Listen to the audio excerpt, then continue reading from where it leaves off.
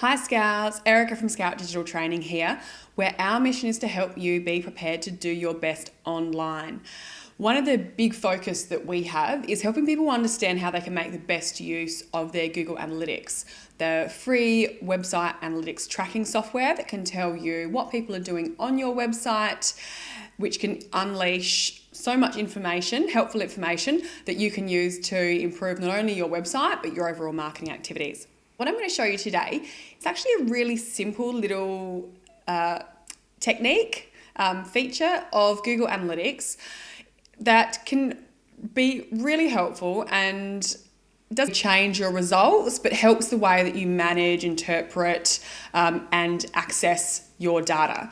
It's called adding annotations, which is literally a little note to the Google Analytics timeline. I discovered annotations quite a number of years ago and used them across my own accounts as well as client accounts that I manage. And it's really helpful for keeping track of specific instances, marketing activities, or changes to your website or industry that might have an impact on your data.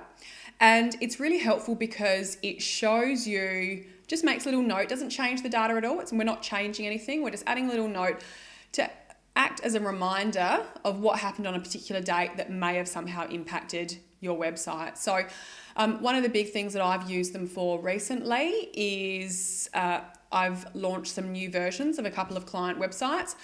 So we've transferred the Google Analytics tracking code across from the old website to the new website and popped just a little note on the timeline that shows when that change occurred.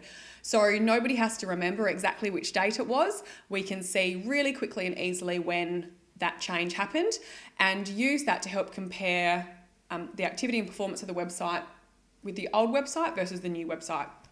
A couple of the other ways that I often use annotations is listing when we might have sent out an email campaign, when we've started and stopped advertising campaigns like Facebook advertising or Google Ads advertising that may be driving a lot more traffic to the website.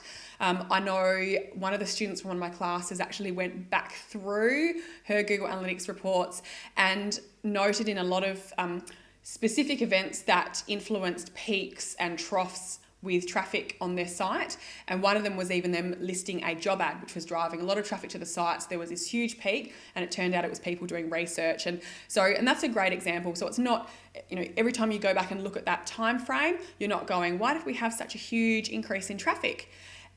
It's a really easy way of keeping track of what's going on that might influence your data. So I'll show you quickly how you can make use of these in your account. Okay, so we're in our Google Analytics account here. And you'll see just beneath the timeline, so you can add annotations on any report that features the timeline. So that blue line, which shows the overall users by default on a particular day. And you'll see there's this little grey drop-down arrow. And we can click that arrow and you'll see it's opened up this small grey bar which shows, says show all and start. And for this particular time period, there are no annotations, so we don't have any information showing here. But on the right-hand side, we've got this little section which says create new annotation, which is what we're going to do. So here you can pick a date. Now, keep in mind, you can pick any date, but you can only pick a date which is within the time frame that you've selected in the top right hand corner. So if you want to go back and add annotations for a previous month, you simply need to select that time frame. Then you can come back and make that change here.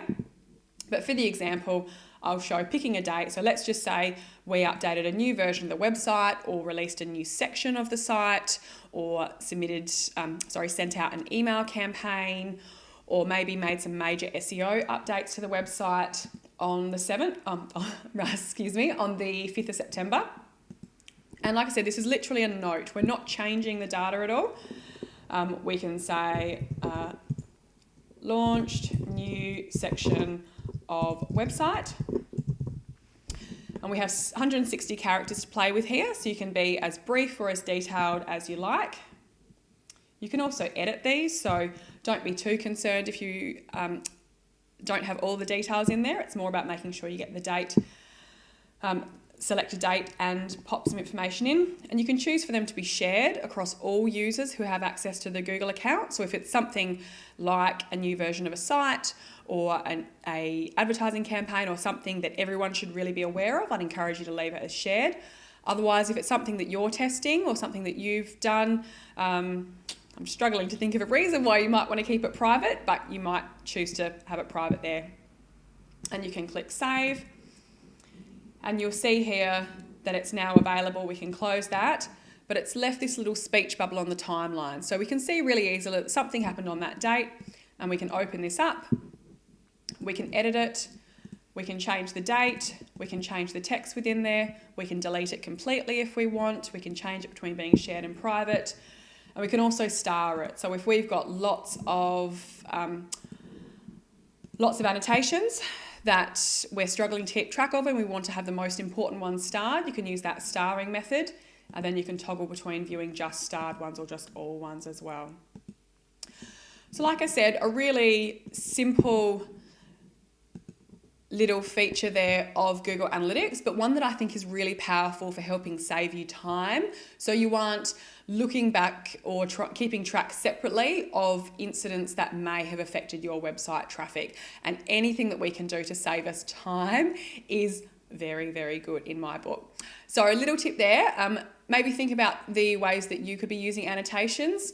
Like I suggested, you might want to go back and list when you've sent out email campaigns, or if you've spent some time investigating a period of time or while there's been a particular peak or trough, have a note that explains why, or maybe it's something you might want to use from now onwards. So keep in mind those suggestions I gave. It might be things like launching a new page or section of the site, launching a completely new version of the site, using it to record start and end dates of advertising campaigns or other marketing campaigns that are driving traffic to the site, sending out email campaigns, adding new blog posts. Really, the list is absolutely endless. It might be public holidays if there are certain times that are going to affect the flow of traffic to your site. So think about all the ways that you can use it, and hopefully that's something that you can make use of in your Google Analytics and digital marketing. Till next time, bye.